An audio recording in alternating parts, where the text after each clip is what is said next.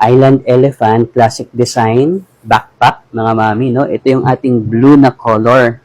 And large capacity na po siya ha, 16-incher na po itong backpack na to.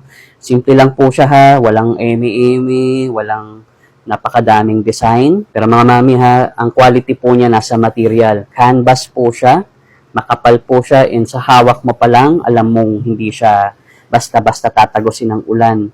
Ito po yung kanyang likod. Malapad yung kanyang shoulder pads. So, malapad yung kanyang shoulder pads. Okay?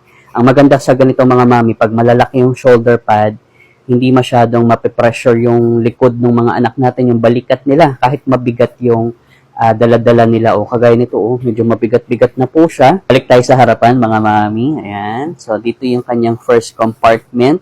Okay?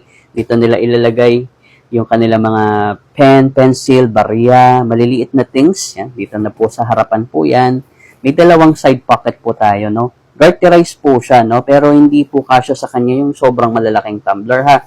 So, for example lang, itong tumbler na ginamit ko, ito po ay 800 ml na matangkad na tumbler, no? Hindi pwede yung mga matatabang tumbler. So, ganito naman po yung kanyang loob, mga mommies. Yan. So, malaki na rin po siya. Marami ka na rin mailalagay. Yan. Kagaya ng malalaking libro. Yan. May space pa. Matangkad pa po siya, no? So, even yung mga long folder. Yan. Long envelope. Yan. Kasyang-kasya sa loob, no?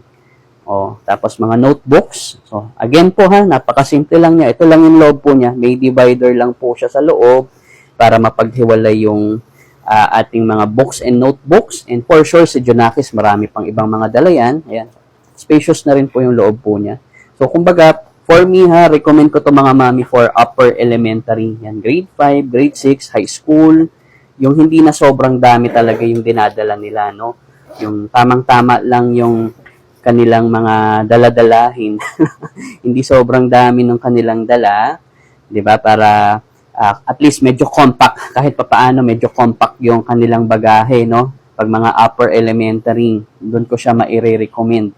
For boys, for girls, mayroon tayong available na kulay po dyan. Kaya naman mga mami ha, itong ating Island Elephant Classic Backpack. Nandiyan na sa may yellow basket natin. Para makapag-checkout ka na. Kung may iba ka pang tanong tungkol dito sa bag na to ha, lagay mo dyan sa may comment section.